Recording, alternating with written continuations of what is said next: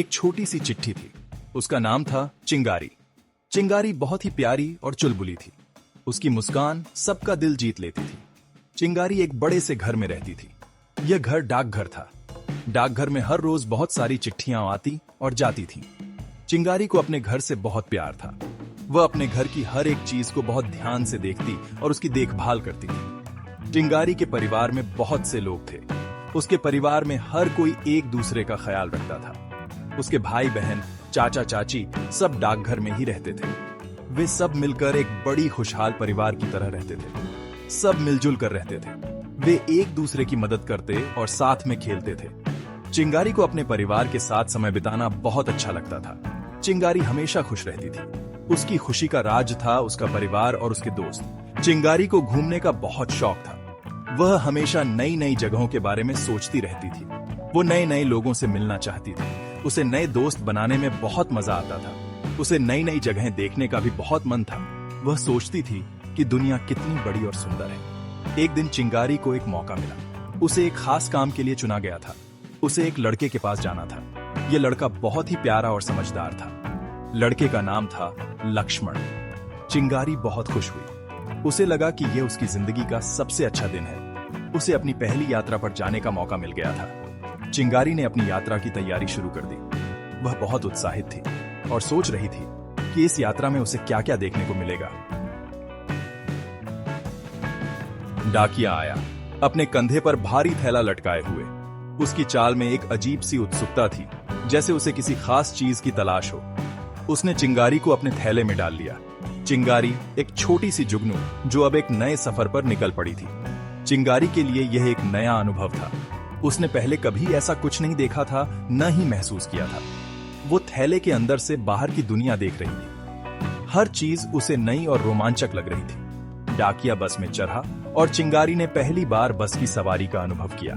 बस तेजी से चलने लगी। चिंगारी को लगा जैसे वो हवा में उड़ रही हो। हर मोड़ पर एक नया दृश्य सामने आ रहा था। चिंगारी को बहुत मजा आ रहा था। उसे ऐसा लग रहा था जैसे वो किसी रोमांचक यात्रा पर निकली हो। वो खिड़की से बाहर देख रही थी। हर दृश्य उसे मंत्रमुग्ध कर रहा था। पेड़ पौधे, पहाड़, नदियां, सब कुछ कितना सुंदर लग रहा था। उसे ऐसा लग रहा था जैसे वो किसी जादुई दुनिया में आ गई। चिंगारी सोच रही थी कि लक्ष्मण कैसा होगा। क्या वो भी उतना ही रोमांचक होगा जितना ये सफर? उससे मिलकर क्या बातें करेगी?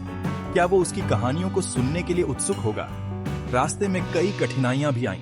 कभी कभी रास्ता बहुत कठिन हो जाता था, लेकिन चिंगारी ने हार नहीं मानी। एक बार तो तेज हवा चलने लगी। हवा इतनी तेज थी कि चिंगारी को लगा कि वो उड़ जाएगी। चिंगारी को लगा कि वो उड़ जाएगी, लेकिन उसने अपने आप को संभाला और डाकिया के थैले में सुरक्षित रही। उसकी यात्रा अभी लंबी थी और उसे लक्ष्मण से मिलने की उम्मीद थी।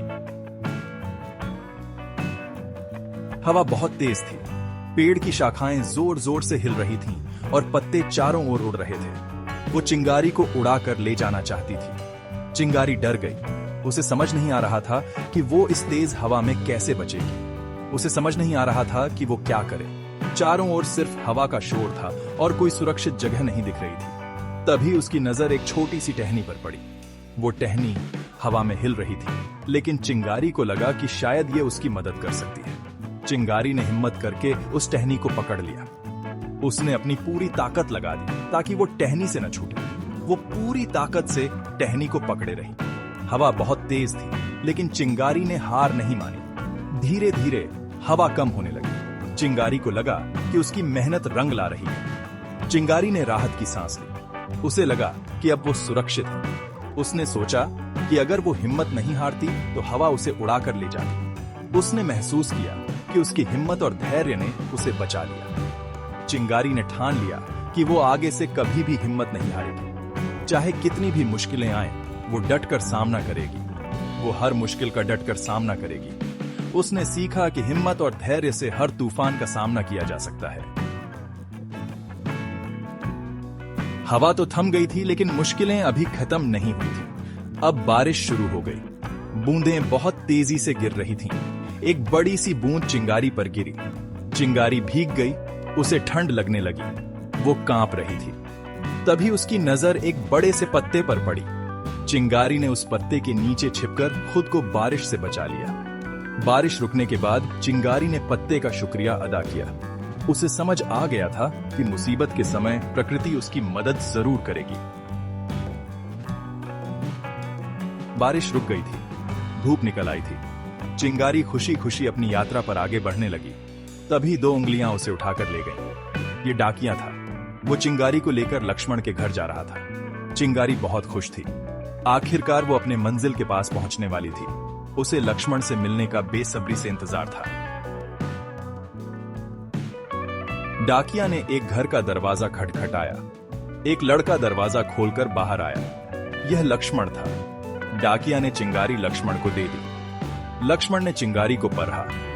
उसके चेहरे पर मुस्कान फैल गई। चिंगारी ने लक्ष्मण को अपनी पूरी कहानी सुनाई। लक्ष्मण चिंगारी की कहानी सुनकर बहुत प्रभावित हुआ। उसने चिंगारी को अपने पास रख लिया। चिंगारी लक्ष्मण की अच्छी दोस्त बन गई। लक्ष्मण के घर पर चिंगारी को बहुत अच्छा लगा। लक्ष्मण उसे अपने साथ ही रखता था। वो उसे पढ़ाता रहता था। चिंगारी को लक्ष्मण की किताबों के साथ रहना बहुत पसंद था। उसे बहुत कुछ नया सीखने को मिल रहा था। चिंगारी को अब अपने घर की याद नहीं आती थी। उसे अपना नया घर और नया दोस्त बहुत पसंद आ गया था। लक्ष्मण और चिंगारी मिलकर खूब खुश रहते थे। वे साथ में खेलते थे, पढ़ाते थे और कहानियां सुनाते थे।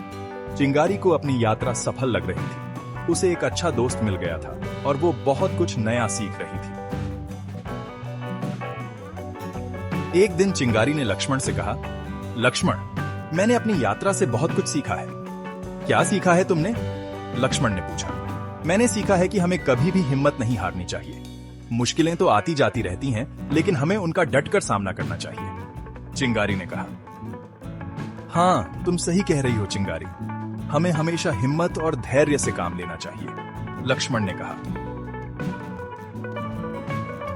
चिंगारी बहुत दिनों तक लक्ष्मण के साथ रही। फिर एक दिन उसने लक्ष्मण से कहा, लक्ष्मण, अब मुझे जाना होगा। मुझे बहुत से बच्चों तक पहुंचना है और उन्हें अपनी कहानी सुनानी है। ठीक है चिंगारी, तुम जा सकती हो।